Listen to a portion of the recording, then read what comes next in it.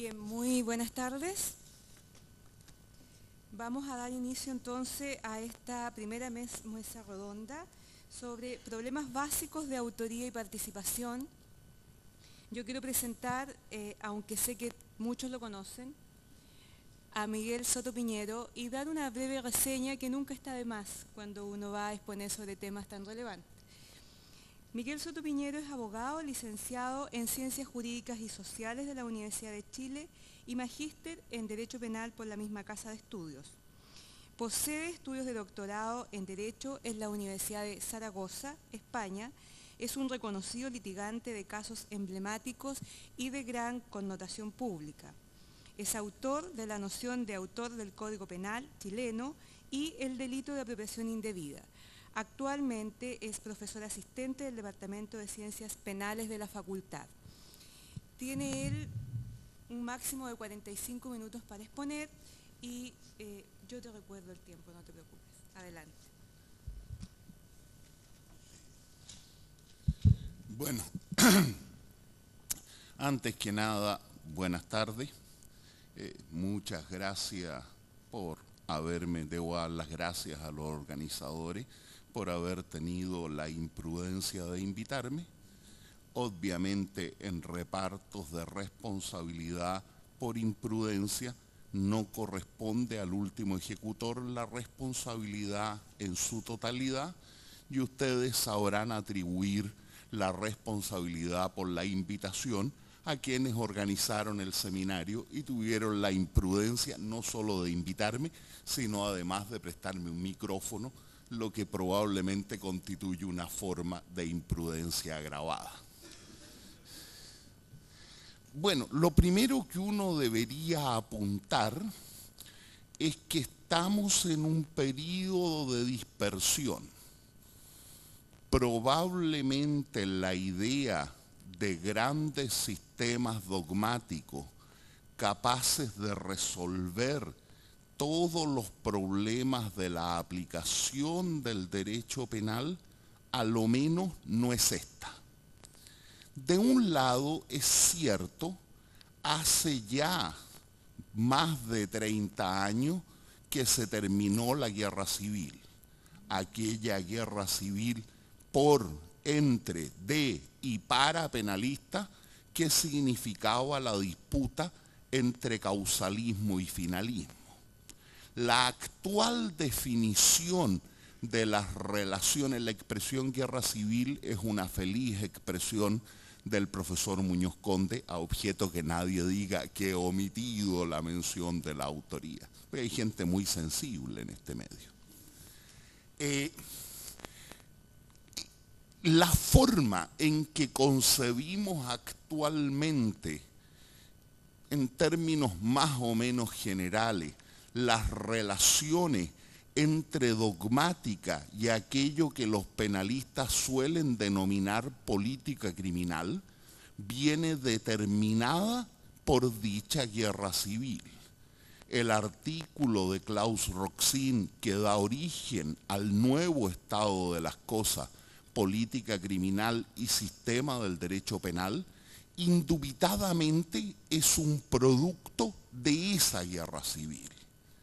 Terminada la guerra civil hace ya tanto tiempo, aunque en nuestro país haya tenido conatos más recientes, probablemente porque vivimos lejos de donde estuvieron las batallas principales y teníamos que tener nuestras pequeñas batallas, parece ser un momento en que podamos redefinir el estatuto científico de nuestra disciplina y por ende dejar de permitir que vagas referencias a consideraciones político-criminales condicionen la viabilidad de cualquier propuesta dogmática. La política criminal se convierte en un verdadero ángel salvador de cualquier tesis dogmática que se sustente, porque uno siempre puede agregar el colofón de que esto es político criminalmente así. Probablemente nadie sabe a qué se alude con que es político criminalmente así, pero suena bien y contundente. En eso uno debería agradecer, lo comparta o no, el esfuerzo sistemático de autores como Günther Jacobs, a los que debe reconocerse el mérito de haber procurado la construcción de un completo sistema propiamente dogmático. No comparto el modus jacobsiano, para usar la agresiva expresión de Schunemann, pero creo que debe reconocerse el haber propuesto el tener la capacidad de sugerencia y de frescura, de suscitar un nuevo contexto de discusión, incluidas materias como la autoría. La distinción entre autoría y participación, analizada como un problema de aplicación del derecho penal, la verdad es que no reviste tintes tan dramáticos como a veces se le colocan. La distinción y por ende la concepción de autor es relevante para contrastarla con el concepto de partícipe.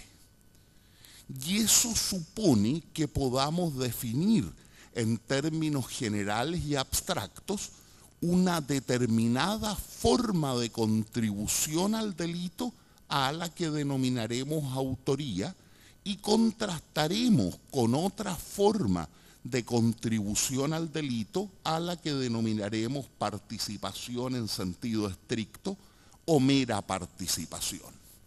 Sin embargo, si uno observa el derecho comparado, encontrará sistemas legales que corresponden a estados perfectamente democráticos, indisputadamente democráticos, donde el problema no se plantea en términos generales y abstractos. En Austria rige hasta el día de hoy un concepto unitario de autor y una muy elaborada teoría del sujeto activo en el delito, sin que exista la necesidad de preestablecer o prejuzgar legalmente las funciones de autor y partícipe. El Código Penal italiano no ha distinguido nunca entre autores y meros partícipes. Y sin embargo, la verdad es que no pasa nada. Tienen sistemas legales y sistemas de aplicación del derecho que funcionan con perfecta coherencia. Pero no solo eso. Si ustedes se fijan en el ámbito español, sigue jugando y teniendo vigencia como ley la figura del cooperador necesario.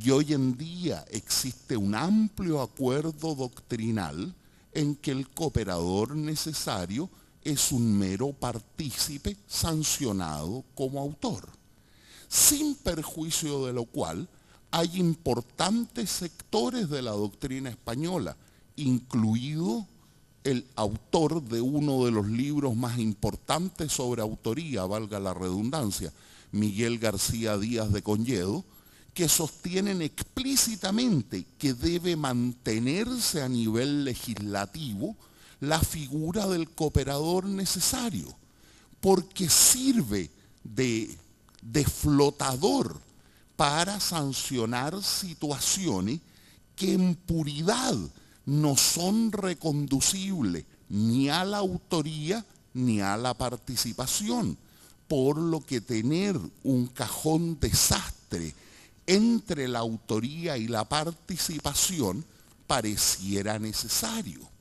Si los conceptos dogmáticos a efectos valorativos se observan como un continuum, la verdad es que el paso del autor al partícipe no es fácilmente seccionable con la navaja de Occam, sino que existen en la praxis formas de contribución al hecho.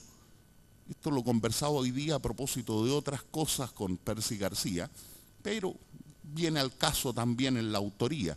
Existen formas de participación en el hecho que están más cerca de la autoría y otras que están más cerca de la complicidad o de lo que llamamos complicidad, o más radicalmente, como lo ha sustentado también en fecha reciente el profesor Jacobs en el libro Homenaje a Lampe y en algunas conferencias que ha dado también en Latinoamérica, específicamente en Perú. La diferencia entre autor y otros partícipes es meramente cuantitativa, no es una diferencia cualitativa.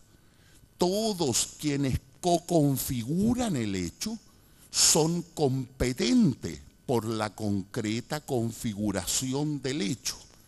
Y si todos son competentes por la configuración del hecho, a todos les es imputable el hecho. Lo único que varía son los grados de competencia y en función de la variación de esos grados de competencia podrán variar las cantidades de pena que le correspondan. Pero no pareciera que en el plano de los significados y de la valoración de los significados comunicacionales de las contribuciones a la configuración pudieran hacerse diferencias cualitativas entre el autor y otros partícipes. Lo que no significa que en algún ámbito no deba discutirse esa diferencia, porque la dogmática es dogmática.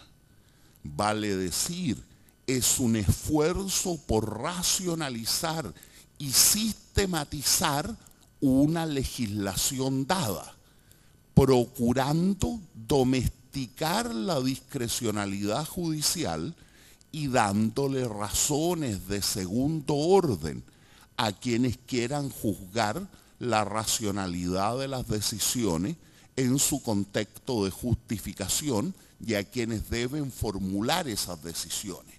Y ocurre que nuestro Código Penal inequívocamente distingue, artículo 14, 3 clases de personas responsables de los delitos: los autores, los cómplices y los encubridores, para definir después en el artículo 16 residualmente quiénes son cómplices. En otros términos, haciendo salvedad de que puede observarse del eje lata con algún efecto del eje ferenda de forma menos dramática la distinción entre autores y cómplices, hay que asumir como un presupuesto legal la necesidad de formular criterios de distinción entre autores y cómplices. Es relevante insistir, la dogmática no es filosofía, probablemente no procura hacer sistemas que funcionen en cualquier parte, sino que es la reconstrucción racional de un determinado sistema jurídico. Como banco de prueba de las posibilidades y límites de las propuestas dogmáticas, quiero proponer que se tenga presente a lo menos un caso de nuestra práctica judicial que tiene la ventaja de haber tenido 2 enjuiciamientos dogmáticos de cierto fuste. Me estoy refiriendo al proceso contra Francisco Arturo y Rosa Reyes Sánchez. Francisco Arturo y Rosa Reyes Sánchez eran 2 hermanos que deciden matar a su padre. A tales efectos contratan un sicario, don Luis Hernán Romero Madariaga. Le cancelan una cantidad de dinero y le entregan un arma de fuego para que mate al padre. El sicario se encarga de comentar en todos sus círculos cercanos que no tiene intención alguna de matar al padre de los hermanos Reyes Sánchez. Por el contrario, afirma haber engañado a los hermanos Reyes Sánchez. Los hermanos Reyes, sin darse cuenta de esta situación, pero para tratar de facilitar la labor del sicario, sin darse cuenta por lo que apuntaré después, el 24 de julio de 1959, en la noche, lo colocan a 3 metros del lugar donde el padre saldría a fumarse un cigarro debajo de una lámpara que lo iluminaba directamente y que además lo colocaba de espaldas al sicario. O sea, si Romero Madariaga quisiera, podría haberse acercado aún más que los 3 metros, pero en todo evento tendría a su víctima a 3 metros de distancia, detenida debajo de una luz con un arma en la mano. Romero Madariaga efectúa 3 disparos. Alcanza con sus balas las cosas más inverosímiles, una claraboya ubicada a 7 metros en sentido contrario de donde estaba el padre de los hermanos Reyes Sánchez. Pero aparentemente un rebote de bala penetra en el pie del padre de los hermanos Reyes Sánchez. Que los engañaba es que después los sigue ayudando a tratar de matar al padre y los ayuda a contratar otros sicarios, a los que también les pagan y les dan armas y dinero que se los reparten estos otros sicarios con Romero Madariaga antes de desaparecer. En concreto, en su momento, la Corte Suprema condenó a los hermanos Reyes Sánchez como inductores de un delito de lesiones menos graves. Hoy en día probablemente, con las orientaciones político-criminales que uno lee en los diarios, es factible que no faltara quien sostuviera que ahí había un parricidio frustrado en alguna forma de autoría mediata. Pero no, los condenaron como inductores de un delito de lesiones menos graves. Comentando esta sentencia, don Álvaro Bunster sostiene que lo que allí habría sería impunidad. Atendida la diferencia cualitativa entre el delito inducido y el delito inducido y el delito efectivamente cometido por los sicarios, lo que debería haber allí es impunidad. Incluso llega a sugerir entre líneas la posibilidad que se tratara simplemente de un delito culposo y discutiendo la posibilidad de la inducción a un delito culposo que comentará después la profesora Horvitz. Comentando esta misma sentencia, Bustos, Grisolía y Politov, o Politov, Grisolía y Bustos, o cualquier otra combinación que a ustedes les parezca pertinente, sostienen que si el dinero no se hubiera pagado, uno podría discutir una eventual coautoría, por cuanto a los Reyes Sánchez les bastaba con señalarle al sicario que no le pagarían para, etcétera. Pero en definitiva dicen que podría haber una coautoría de lesiones. La pregunta que quiero tener presente es si la evolución de la teoría de la autoría y participación permite o no permite solucionar en la actualidad. El caso fue el año 50, la sentencia el 60, el comentario de Bunster el 61. ¿Permite o no permite solucionar en la actualidad estos casos con mayor claridad? Y los otros casos, los otros supuestos que me gustaría dejar presente son, porque me parecen interesantes dogmáticamente, el 494 número 18. El dueño de animales feroces que en lugar asequible al público los dejare sueltos en disposición de causar mal. Y el 496, número 17. El dueño de animales dañinos que los dejare sueltos o en disposición de causar mal en las poblaciones. La pregunta es, ¿basta la calidad de dueño? ¿Qué es lo que pasa si el dueño se lo facilita a un empleado cualesquiera y es este empleado el que los deja sueltos en disposición de causar mal? A fortiori, si el empleado se los presta a un amigo que es el que sale a pasear estos animales feroces, jaguares, tigres, perro salvaje, etc.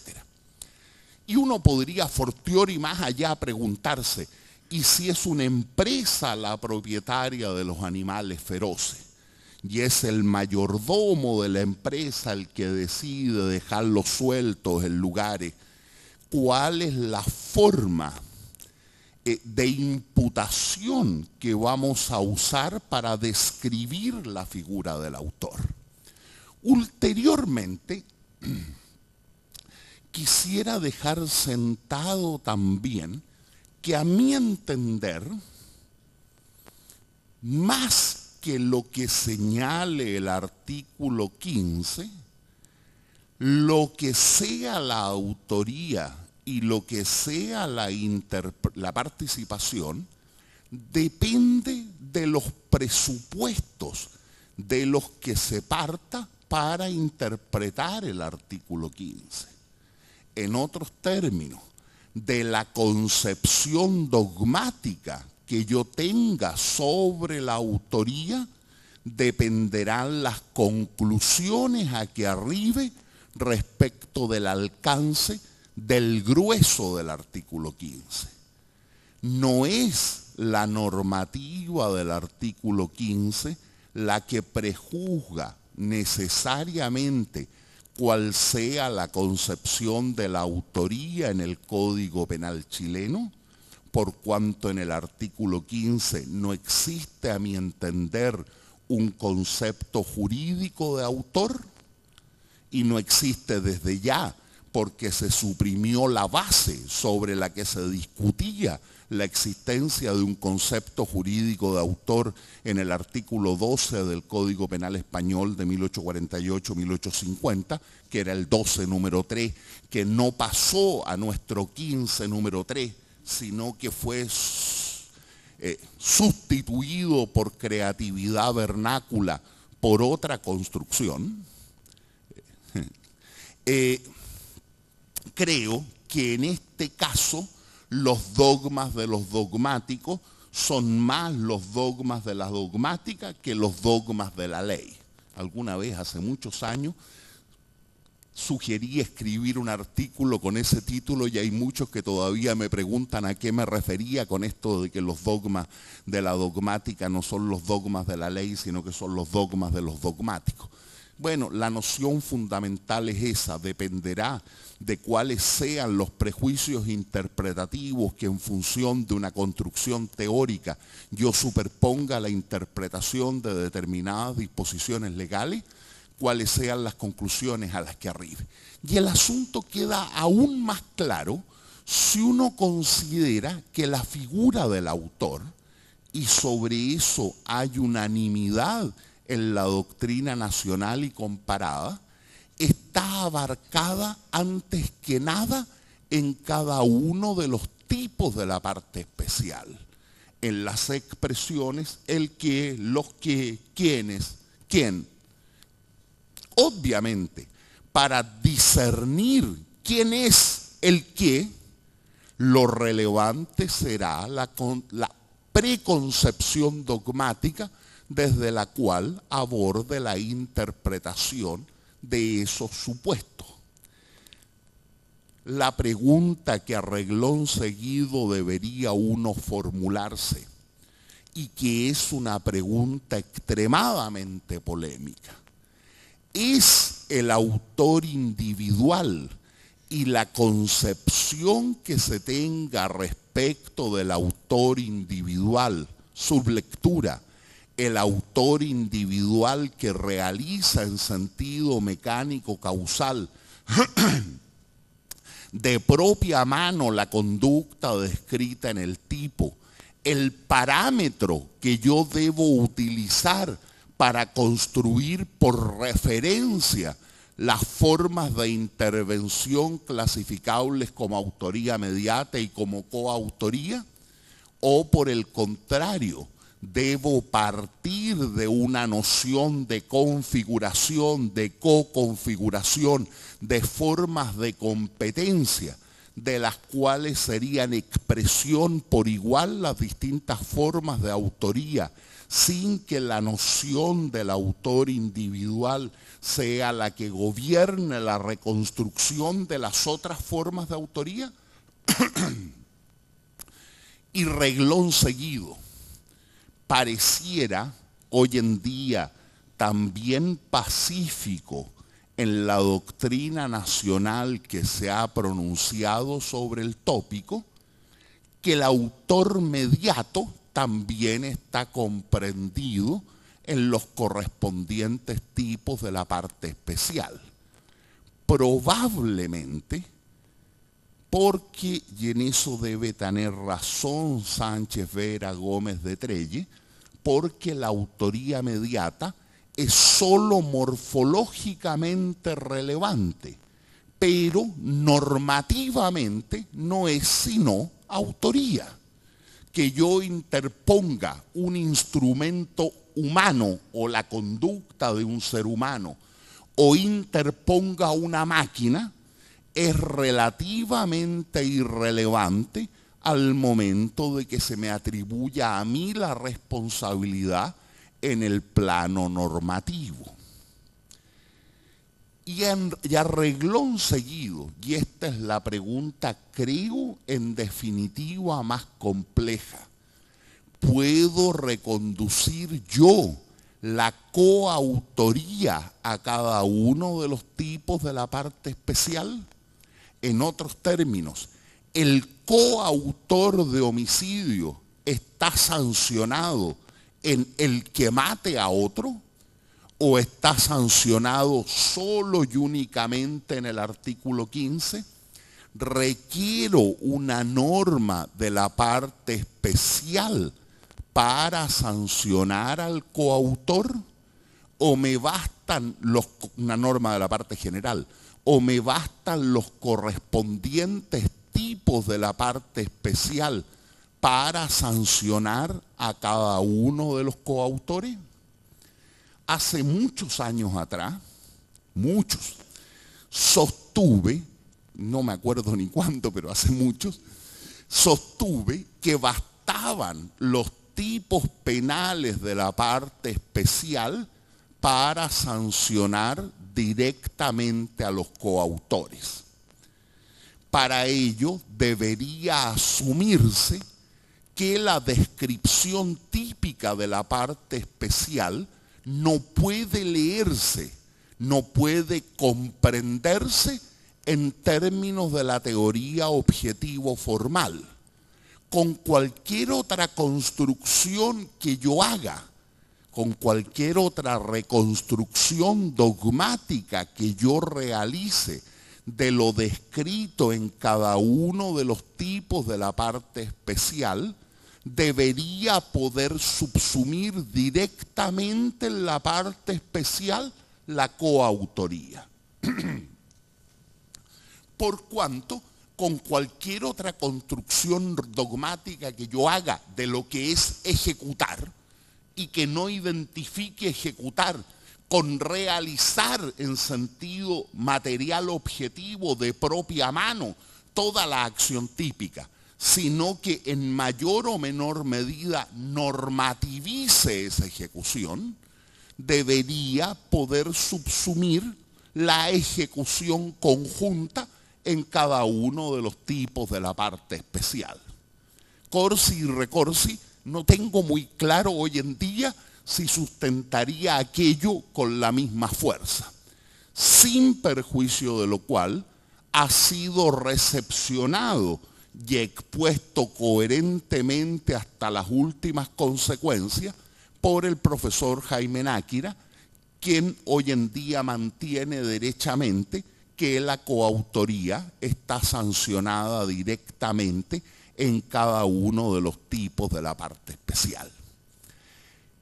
En este contexto de referencia, nuestra doctrina dominante hasta bien entrada la década de los 70 del siglo pasado, interpretaba la autoría desde una perspectiva objetivo-formal. Y en función de una interpretación de la autoría desde una perspectiva objetivo-formal, lo que hacía, no sin incoherencia, porque esa misma doctrina dominante mantenía en los delitos de resultado la teoría de la equivalencia de las condiciones, por lo que no podía coherentemente sino entender que matar era colocar una condición para que la muerte se produjera.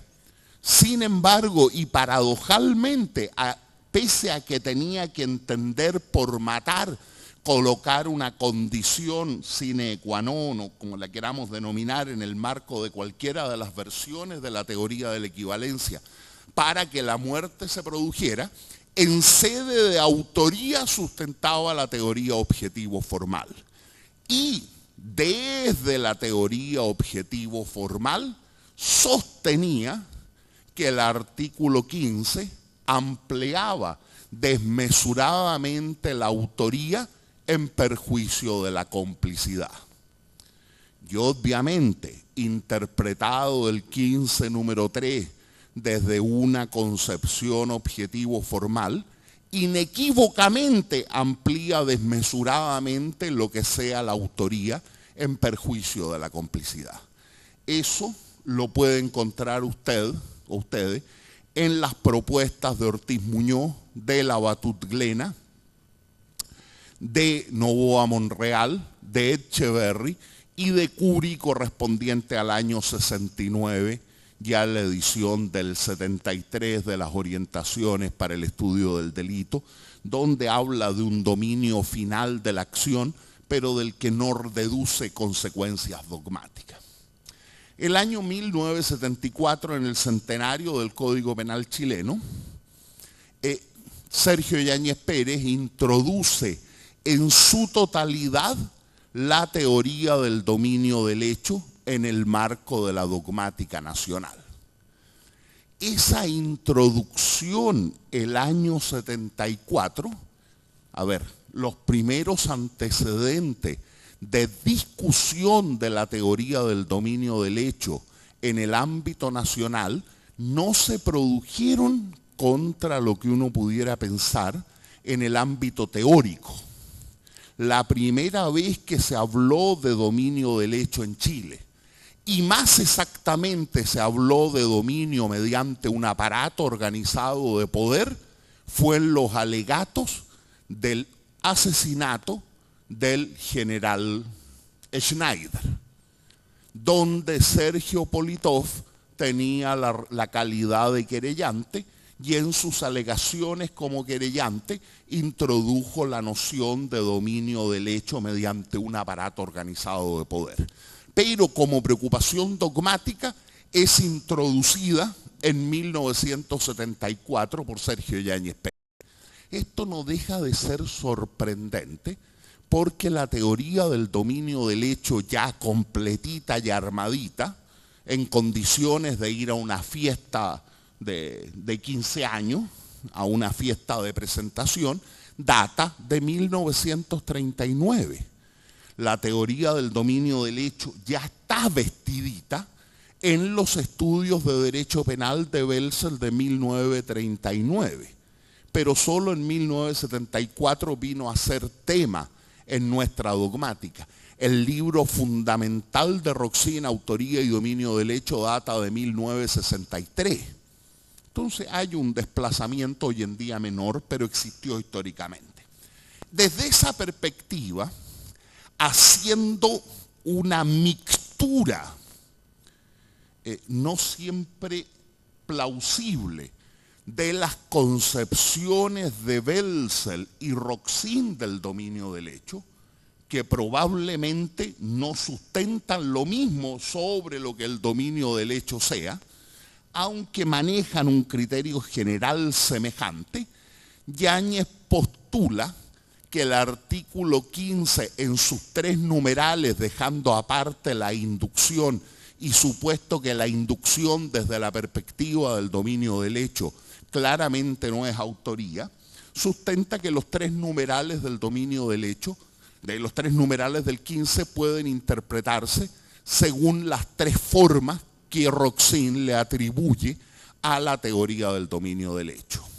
Dominio de la acción, en el caso del 15 número 1, donde el matiz interpretativo que plantea Yáñez es que la segunda parte del 15 número 1 debe interpretarse en relación a la primera parte.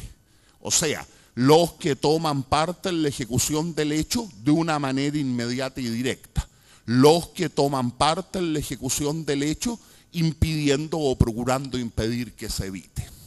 Luego ahí habría dominio del hecho por dominio de la acción en cuanto hay ejecución del hecho en los términos del artículo 7º al definir la tentativa.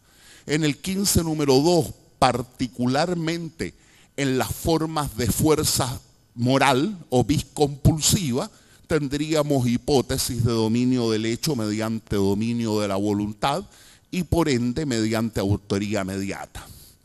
Y en el 15 número 3 habría dominio funcional del hecho propio de la coautoría. A fortiori, lo que Yáñez dice es que las hipótesis complejas del artículo 15 número 3 corresponden a las disputas doctrinarias. O sea, en el 15 número 3, nuestro código resolvería explícitamente de manera legal la hipótesis de quien facilita los medios y no actualiza su dominio en la ejecución. Ese, por mandato legal, sería autor o recibiría la pena del autor, por cuanto así lo establece el código. Lo mismo respecto del que presencia. Luego, en ese ámbito, la concepción del código se parecería más a la concepción de Welzel, que compensa el minus de participación objetiva con el plus de compromiso subjetivo, que a la concepción de Roxin. No hay pronunciamiento, sin embargo, sobre aquello que Roxin excluye del ámbito del dominio del hecho, por lo menos en la edición de 1963, aunque posteriormente va modificando esa postura original.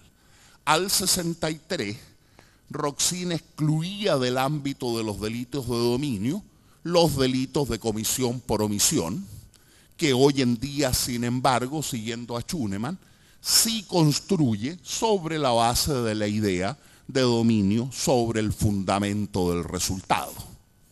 Excluye como delitos de infracción a deber, en principio las equiparaciones a veces pueden ser equívocas, pero los delitos especiales, los que Welzel en 1939 vinculaba a la idea de dominio social del hecho.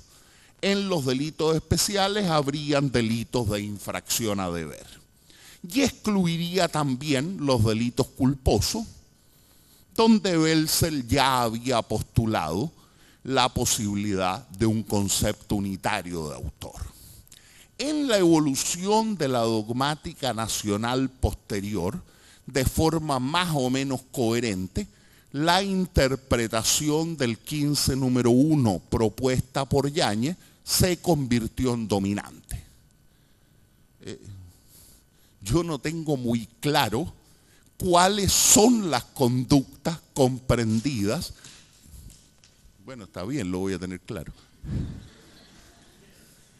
No. En el 15 número 1, segunda parte. Esto de tomar parte en la ejecución del hecho impidiendo o procurando impedir que se evite. el único ejemplo que tradicionalmente se colocaba era, así lo decía don Sergio, el que sujetaba a la doncella permitiendo el yacimiento por parte del autor. Pero bueno, con ese criterio a lo mejor el que amenaza al otro permitiendo que le sustraiga, pero todos esos están tomando parte en la ejecución del hecho de una manera inmediata y directa. No están impidiendo o procurando impedir que se evite. Probablemente ahí haya que reformularlo. Y donde paradojalmente, siendo dominante hoy en día en nuestra doctrina la teoría del dominio del hecho, sin embargo se sigue manteniendo esto que se amplía la autoría en perjuicio de la complicidad sin ulteriores consideraciones en el 15 número 3.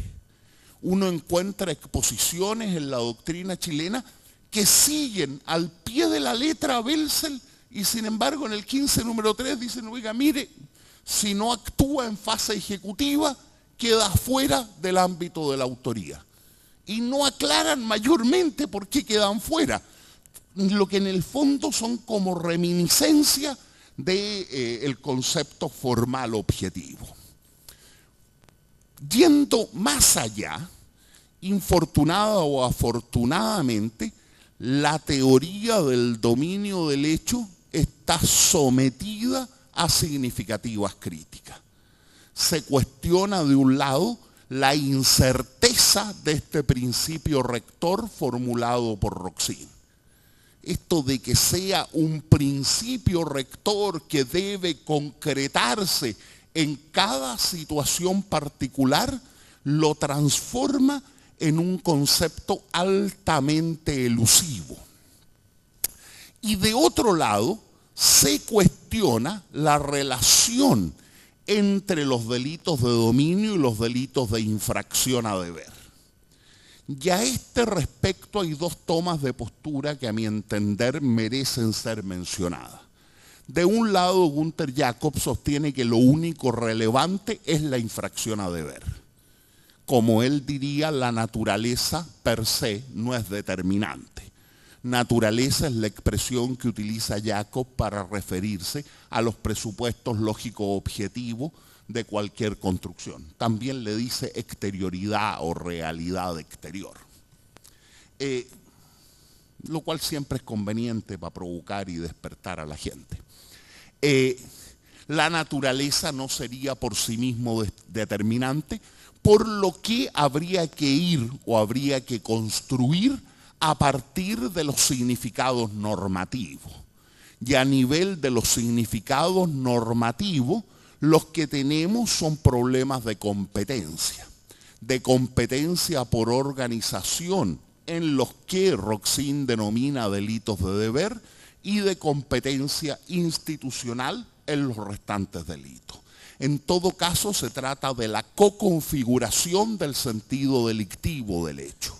Luego el partícipe lo que hace es una contribución de sentido que coconfigura el carácter delictivo del hecho, que le pertenece en la misma medida a todos los que participan, y ello con independencia del momento en que en concreto participen. El que construye la máquina infernal, cuando conocí a Percy García Cabero en Perú, lo primero que me propuso fue este ejemplo: el que construye y acaba la máquina infernal que va a destruir todo, un niño de corta edad, no, una máquina infernal, y solo falta apretar el botón, pero deja a otro que apriete el botón. Por el solo hecho de que él no aprieta el botón pese a haber construido la máquina, deja de estar incluido en la categoría de los autores. Si alguien ha configurado en su concreta realización y en su significado delictivo el acontecimiento delictivo, es sin duda el que construyó la máquina infernal. Que el otro apriete el botón es francamente accesorio en algún sentido a la construcción de la máquina infernal. En el otro extremo, Schunemann entiende que todos los delitos son delitos de dominio. a nadie le es desconocida el poco afecto dogmático que existe entre Schunemann y Jacobs. O sea, allí donde Jacobs convierte todo en infracción a deber, Schunemann, a partir de su construcción de los delitos de omisión como dominio sobre el fundamento del resultado, reconstruye como delitos de dominio todos los delitos especiales y naturalmente los delitos de omisión. El paradigma es el delito doloso de autor individual y la función de prevención de lesiones a bienes jurídicos que en relación a él cumple la pena. A partir de ese paradigma se trata de ver situaciones en las cuales la función preventiva se cumpliría de la misma forma sobre la base del dominio sobre el fundamento del resultado, por ejemplo, como dominio sobre la vulnerabilidad del bien jurídico. Lo que tal vez uno debería ir dejando de lado a estas alturas, claramente, es la distinción entre omisión y acción, y suprimida la significación normativa de esa distinción, puede perfectamente asumir que la construcción de la autoría en lo que era una y otra clase de delito debería responder a modelos muy similares. Muchas gracias.